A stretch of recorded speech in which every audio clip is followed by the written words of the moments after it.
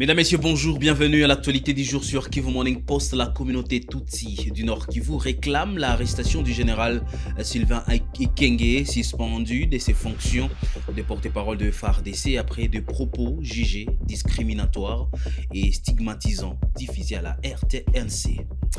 À Uvira, les affrontements entre la F-123 et l'armée congolaise, appuyée par le milicien Ouazalendo, ont provoqué le déplacement massif des populations, dont la majorité s'est réfugiée maintenant dans la ville, tandis que d'autres vivent encore sans abri. C'est tout pour les sommaires de l'actualité du jour. Bienvenue. Si c'est pour la première fois que vous suivez Kivu Morning Post, abonnez-vous à la chaîne.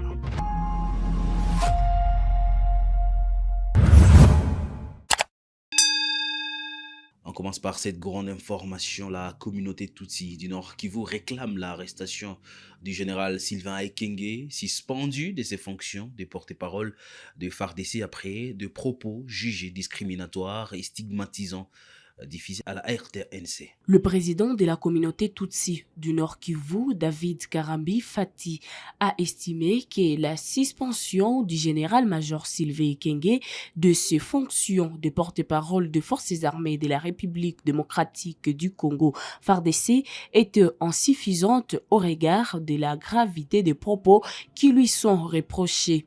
Dans une lettre adressée au secrétaire général des Nations Unies, David Karambi Fati affirme que les déclarations du général Ekenge diffusées sur la chaîne nationale RTNC sont d'une nature discriminatoire et stigmatisante envers la communauté Tutsi et constituent une menace directe pour la cohésion nationale et la sécurité des populations civiles. Celui-ci demande que l'ancien porte-parole du FARDC soit déféré devant la justice. Il appelle ainsi à des poursuites judiciaires demandant l'arrestation immédiate de l'auteur de ces propos et sa traduction devant les juridictions compétentes. Dans cette lettre, dont une copie est parvenu à la rédaction de Kivu Morning Post, il met également en garde contre les conséquences de tels discours dans un contexte de conflits armés persistant dans l'est de la République démocratique du Congo. De pareils discours de haine provenant d'une haute autorité militaire risquent d'exacerber les violences ethniques et de compromettre les efforts de paix régionaux, écrit-il. David Karambi Fati exhorte par ailleurs les Nations Unies à condamner fermement les discours de haine ainsi que les médias qui le diffusent et à renforcer la surveillance internationale pour la protection des minorités et des populations vulnérables. L'état-major général de FARDC a suspendu le général Sylvain Ekenge après de propos controversés précisant que ceci ne reflète en rien la position officielle de la République, ni celle du président de la République, ni celle du gouvernement. De violents affrontements opposent la F-123 à l'armée congolaise appuyée par le milicien Ouazalendo, provoquant les déplacements massifs des populations dans plusieurs localités d'Uvira. Les habitants de Kashombe, Kigongo, Katondo, Kabimba, Kopela, Kabemboa, Lugwe, Rozozi et Kivovo ont fui leur village. La majorité se sont réfugiés dans la ville d'Uvira, notamment dans la commune de Kalundu, tandis que d'autres vivent encore sans abri dans des conditions précaires.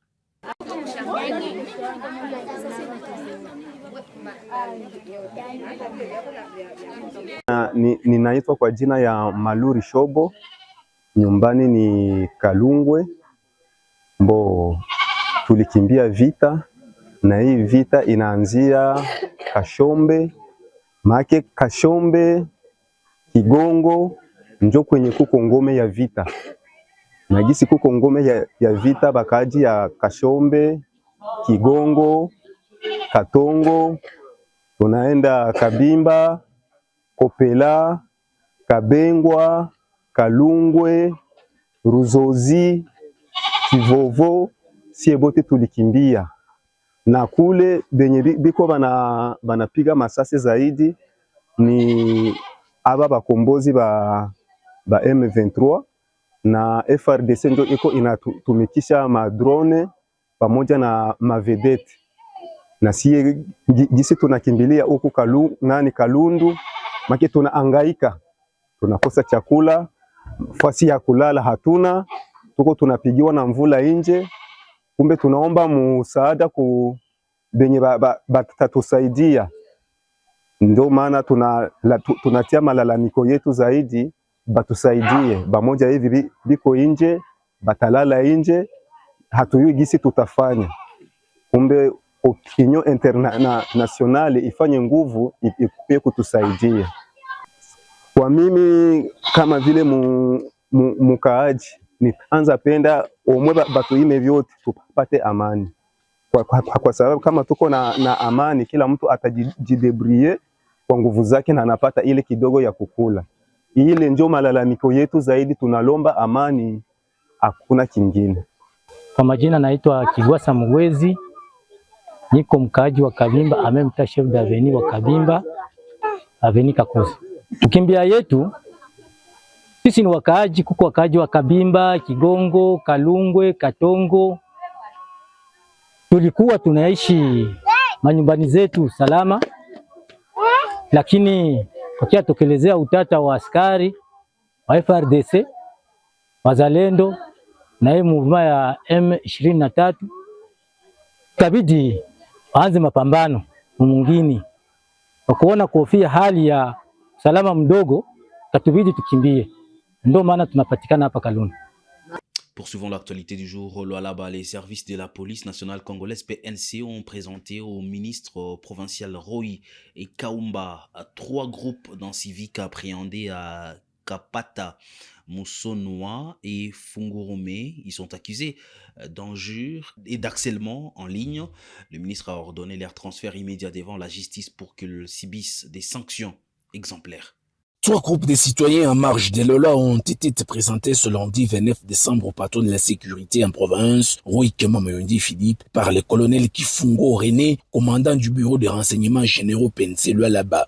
Témoin de l'événement, général Roger Issio, commissaire provincial divisionnaire PNC. La première bande était composée de 13 meneurs de troubles au quartier Kapata et Moussonoï qui s'attaquent régulièrement aux travailleurs de différentes sociétés et lancent des injures envers les autorités dans des réseaux sociaux. Quant à eux, Roy Kamba Mayundi Philippe a demandé leur transfert au parquet où ils seront jugés et transférés en prison pour purger leur peine. Nous on a lancé appel pour les petits délinquants, on a insulté l'autorité de l'État sur les réseaux sociaux. Tout qu'on a mis ta fouta, tout est mieux qu'à hors d'état de nuire. À l'ambélenjo échantillon, tout n'a pas balé au capage. Mais on a omba la créseur bot, mouikale kumanyumba yenu. Bale bakonda kutumika kazi, mwende mtumike kazi. Mwache fujo, bale bote barifanya désordre mu week-end. Tout qu'on a mis ta fouta, tout est mishika moya kwa moya. Merci beaucoup mon général. Continuez comme ça. Mettez de l'ordre comme vous l'avez toujours fait. L'autorité vous félicite, moi-même je vous félicite, je vous encourage à continuer sur cet élan-là. Donc mettez hors d'état de nuire tous ces petits bandits-là, arrêtez-les, transférez-les à la justice. La deuxième équipe fut celle des 8 civiques qui ont noyé des forces et engins de la sécurité KCC qui les avaient roué des coups. Ce groupe était reproché de meurtre et association de malfaiteurs. Ils méditent leur sort à la prison de Dilala en attendant la fixation de leur peine. La troisième écurie présentée ce jour est celle de 29 personnes arrêtées dans les heures tardives à Fungurume. Il est reproché à ces derniers de participer à l'association des créseurs qui viole le périmètre de la société Tingue Fungurume Mining. Pour eux, les ministres Lualabé de l'Intérieur, Sécurité, Décentralisation, Affaires coutumières, Roy-Kamba Mayundi Philippe a instruit la poursuite des auditions pour établir les responsabilités de chacun. À la clôture du Conseil national de son parti, l'ECD Martin Fayoulou a exhorté le membre et cadre de l'ECD au patriotisme et à défendre sans relâche le pays en mettant l'accent sur l'importance d'un dialogue national inclusif face à la situation sécuritaire actuelle. Nous venons de passer une semaine pour ce Conseil national 2025. Je vous remercie pour votre participation, pour votre engagement aux travaux de ce Conseil national. Vous devez savoir que chacun de nous ici a une responsabilité pour l'avancement de ce pays. Chacun de nous ici a une responsabilité énorme pour que notre pays sorte de la situation dans laquelle ses ennemis l'ont plongé. Et comme un penseur avait dit, chaque génération doit essayer de regarder quel est le problème existentiel de sa génération, de le prendre en charge et de le résoudre. J'étais jeune comme certains d'entre vous. À l'époque, le pays connaissait des difficultés énormes. C'était l'avènement de la démocratie. Et nous avons contribué en tant que jeunes pour exiger la conférence nationale souveraine au président Mobutu, président de l'époque. Aujourd'hui, le jeune, et même pas que le jeune, les vieux aussi, entre guillemets, les adultes, doivent faire un effort pour exiger ce qui est nécessaire aujourd'hui. Nous devons à tout prix récupérer l'intégrité territoriale de notre pays. Et pour ce faire, nous devons exiger le dialogue national inclusif. Le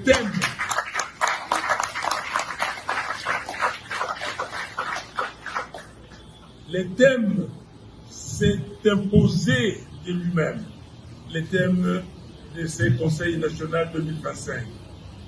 Non à la balkanisation de la RDC, oui au dialogue national inclusif. Nous devons tout faire. Et c'est pour cela que j'ai clos ce Conseil national avec ce qui a été dit ici. Parmi les résolutions, 5 résolutions. Il faut noter que l'année prochaine, l'année que nous allons commencer dans 2 jours, nous devons entreprendre tous nos efforts pour exiger la convocation du dialogue national inclusif. Le mois de février, le mois de janvier, nous devons nous mouvoir partout. Dans la ville-province de Kinshasa, les travaux de reconstruction du pont Tchabou, situé sur l'avenue Kasavubu à Kinshasa, sont désormais achevés. L'ouvrage de 20 mètres sur 14 dispose d'une capacité de portance d'environ 60 tonnes, permettant de fluidifier les trafics et de renforcer la sécurité des usagers.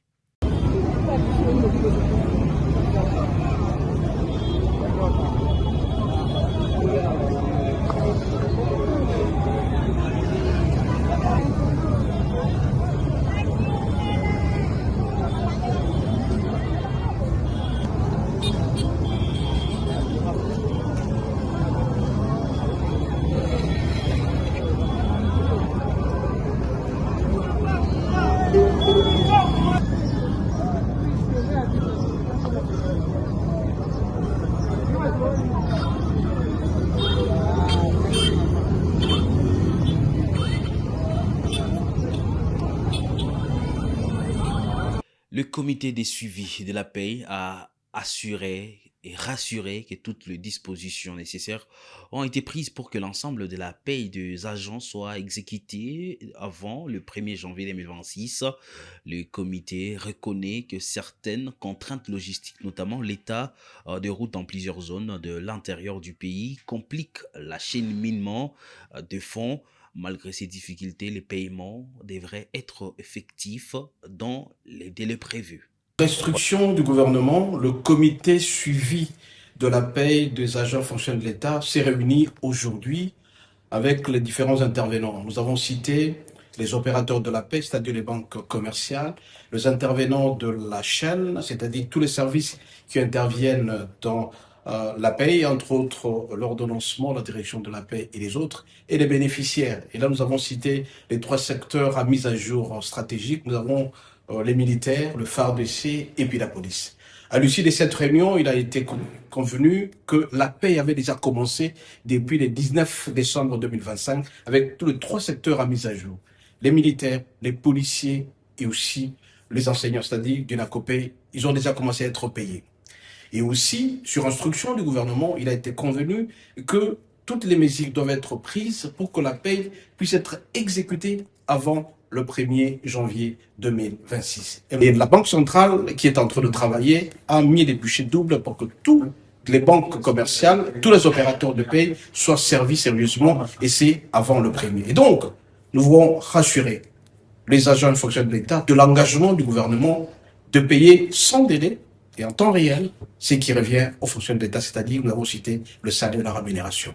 Et donc, soyez rassurés que, sur instruction du gouvernement, la paie pourra intervenir tout le monde avant le 1er janvier 2026. Et pour finir, l'actualité du jour, la République démocratique du Congo lance la transmission électronique obligatoire des documents commerciaux entre les guichets uniques intégral du commerce extérieur et SOAN et la douane Sidonie. La première ministre Judith Suminwa Tuluka a procédé au lancement officiel à Kinshasa lundi en présence des opérateurs économiques, des parlementaires et de membres du gouvernement. Le ministre du Commerce extérieur Julien Paluku Kahongya a expliqué que la réforme réduit le coût et les délais des opérations d'importation, d'exportation et de transit tout en assurant transparence, traçabilité, intégrité des informations. Merci beaucoup pour les besoins vraiment pédagogiques. Il s'agit de quoi? C'est que la RDC a ratifié un accord de l'Organisation mondiale du commerce qu'on appelle accord sur la facilitation des échanges. C'est-à-dire la RDC s'inscrit dans la lignée des autres pays pour devoir assouplir les procédures de prédédouanement, de dédouanement, d'exportation, d'importation. Parce que le constat que nous avons tiré des opérations d'importation et d'exportation, c'est que les gens faisaient beaucoup de temps. J'avais même dit qu'un conteneur, lorsqu'il doit traverser la frontière congolaise, il doit passer plus de 200 heures en attendant les documents. Et donc, la mise en place du guichet unique date de 2015. Il y a un décret qui avait été signé en 2015 pour que finalement la RDC s'inscrive dans ça. Mais cela n'est jamais arrivé. Pourquoi? Parce qu'en fait, ça met fin à des pratiques auxquelles se livrent nos agents des administrations. Parce que quand quelqu'un vient chercher un document, eh bien, l'agent a le temps de lui demander X ou Y chose pour devoir accéder au document. Maintenant, 10 ans après, lorsque nous avons été au ministère du Commerce extérieur, nous sommes posé la question, mais pourquoi on n'arrive pas à faciliter les échanges? Pourquoi on continue à faire autant de jours et de mois pour avoir un document? Nous nous sommes dit, nous devons y aller. Parce que je vous révèle une vérité ici qui a été d'ailleurs dite par l'expert. Il faut 89 documents à obtenir pour devoir opérer une opération d'exportation de sa marchandise. 89. Imaginez-vous si vous devez passer chez 89 personnes pour avoir les documents et que seulement chacun vous demande $10. Ça fait $890 que vous devez dépenser. Et peut-être $10 c'est encore peu. Maintenant nous nous sommes dit, nous y allons, on va briser toutes ces résistances-là avec le ministère des Finances. Nous avons reçu la lettre d'émission de la Première ministre qui nous dit voici l'un des objectifs à atteindre dans un délai très très court. Mais comme je ne pouvais pas y arriver sans faire ratifier l'accord de l'OMC, j'ai commencé par là. On a présenté l'accord de l'OMC au gouvernement, il a adopté, on a obtenu la loi d'habilitation du Parlement pour qu'on prenne une ordonnance-loi. Et le 11 juillet, je suis allé à Genève pour dire voici la RDC s'inscrit comme d'autres pays pour respecter les standards internationaux. Et donc, la transmission de la liasse documentaire veut dire ceci. Lorsque vous voulez importer votre marchandise de la Chine, lorsque vous voulez le faire de Dubaï, de l'Europe, des États-Unis, vous ne pouvez plus vous présenter à la douane avec un document pour dire voici ma marchandise. Parce que vous avez la possibilité de devoir raturer les données pour fausser la valeur. Et c'est par là que nous allons mettre un point final à l'actualité du jour. Messieurs, dames, merci à vous de l'avoir suivi. Meilleurs vœux chez vous.